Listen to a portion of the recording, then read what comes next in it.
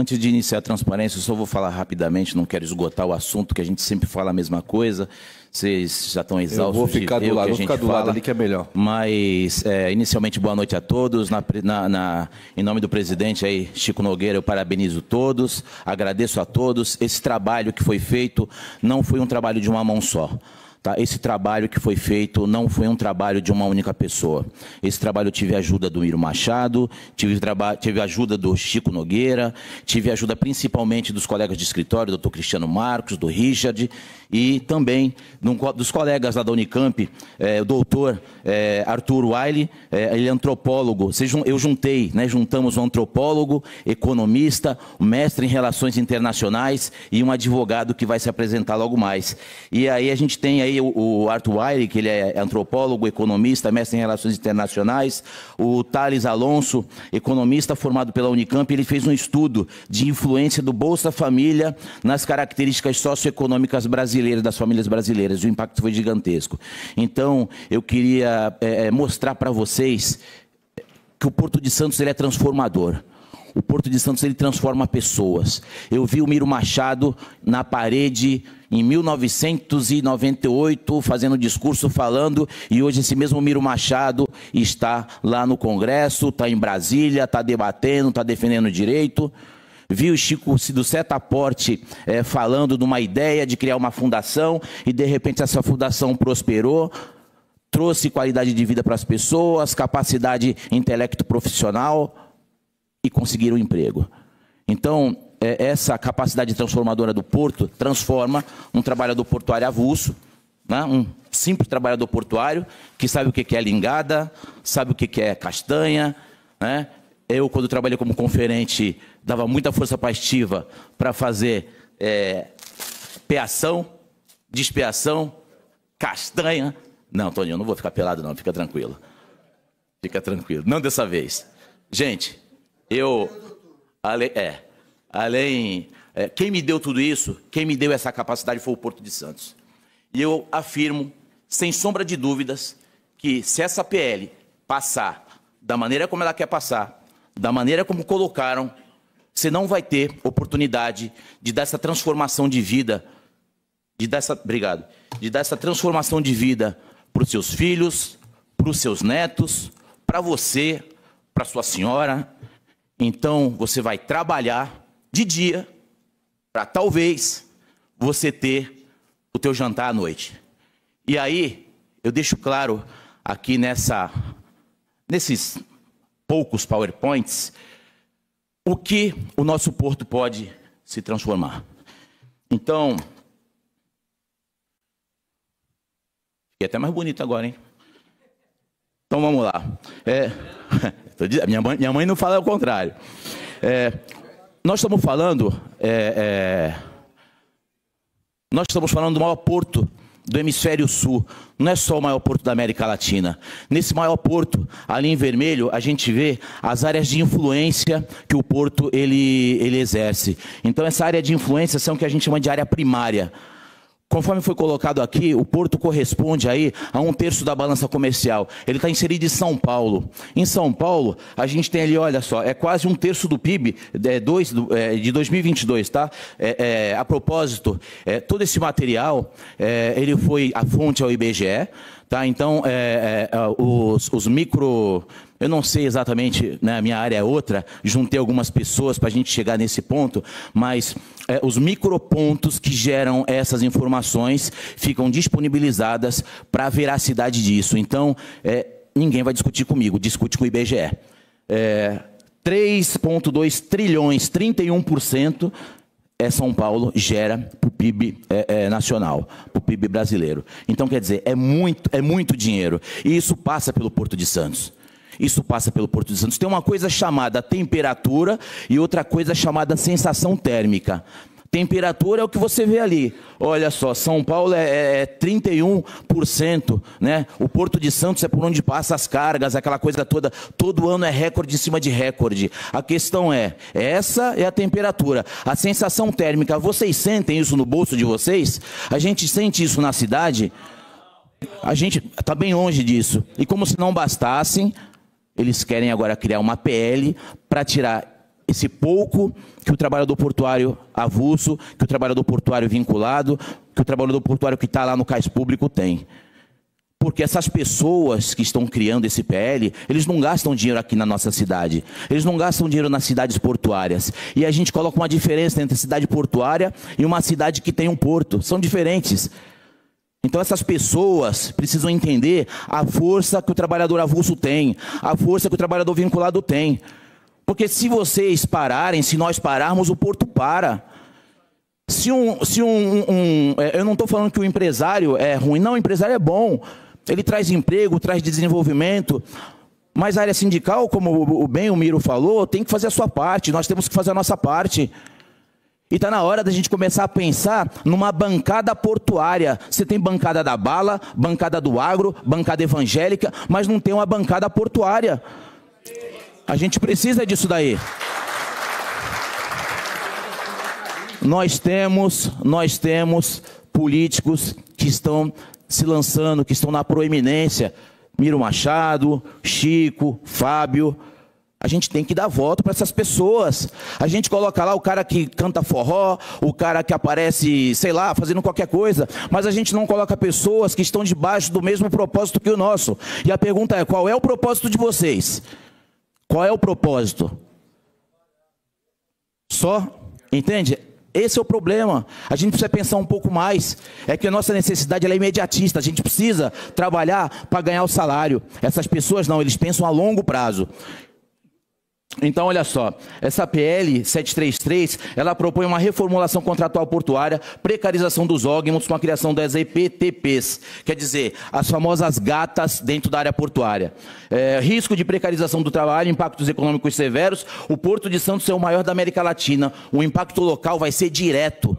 Vai ser direto. Então, a hora que você deixar de ganhar um determinado valor, esquece colégio particular, esquece aquele lanchinho, aquele cachorro-quente, esquece o Cinemark, esquece a saidinha, a caipirinha na praia. Pois é, esquece. A cidade vai afundar. Essas pessoas, o comércio precisa entender o que vai acontecer. As pessoas ainda não estão entendendo o que vai acontecer. Então, risco da exclusividade. Eles falam muito da segurança jurídica. Vocês já ouviram isso? Olha, a gente precisa mudar a lei para dar segurança jurídica. Segurança jurídica para investidor, beleza. E a segurança jurídica para o trabalhador portuário avulso? É a exclusividade. Porque a hora que eu, com 50 anos, não tiver exclusividade, eles vão me tirar e vão colocar um de 20. Nada contra. Mas eu estou falando de competência profissional e não estou falando de idade. Tem pessoas aqui que têm muito mais tempo de porto do que eu e podem falar até melhor. Quase, essa é a melhor parte. 20% da massa salarial é tudo que tem de salário dentro de Santos. 20% da massa salarial advém, sabe de onde? Das atividades portuárias. 20%. Tem alguns impactos aí? Participação setorial. A participação do setor variou entre 13,8% e 17% da massa salarial entre 2007 e 2023. Uma tendência de alta nesses últimos anos, por conta de uma série de fatores. E aí quando se coloca, olha, vamos aumentar o calado para ter mais trabalho, isso aí é uma falácia, tá? Se aumenta o calado para vir navios de maior porte. Ter mais carga não significa mais trabalho, porque o Porto de Santos bate recorde anualmente e eu vou mostrar que a nossa taxa de desocupação é quase a mesma taxa do Brasil inteiro. Não sou eu que falo, é o IBGE. E aí, olha só, em 2016 a gente teve a menor participação. Em 2016 a maior foi agora em 2023. E vale lembrar que o portuário, raça para não ter paz, todo ano é uma história. Todo ano é uma coisa. Todo ano, e agora é a pior de todas elas. É essa PL e essa questão da exclusividade. Agora, olha só, a taxa de desocupação em Santos é similar à média nacional. A média nacional, segundo o IBGE, é de 7%. Na região, aqui do nosso Porto de Santos, 6,9%. Como é que o maior porto da América Latina, a cidade tem a maior taxa de desocupação, quase igual à da média nacional? Alguma coisa tem de errado aí. Não basta isso, querem criar uma lei, um projeto de lei, que é a PL, para desmantelar ainda mais o pouco que tem. A questão é, as pessoas lá em cima estão muito mais preocupadas em criar lei para desempregar do que para diminuir essa taxa de desemprego. Por isso que a gente precisa de uma bancada portuária, pelo amor de Deus. Porque senão a gente tem que ficar que nem cachorro, abanando o rabo, pedindo um favor para deputado. E não dá, porque você não sabe se o autoempresariado também está pedindo um favor. Só que a moeda de troca é outra. A nossa melhor moeda de troca é a nossa força de trabalho. Se todos nós pararmos, com consciência, lógico, a coisa muda. Se um gestor de empresa parar, o porto continua. Se uma empresa... A Libra fechou. A Libra parou, a Libra fechou. O porto parou? Não parou. Não parou. Para a praticagem para ver o que acontece. Para os amarrador. Não vai longe não, para os amarrador. Por sinal... O Sintraforte deu um curso de amarração, mudou a vida de muita gente.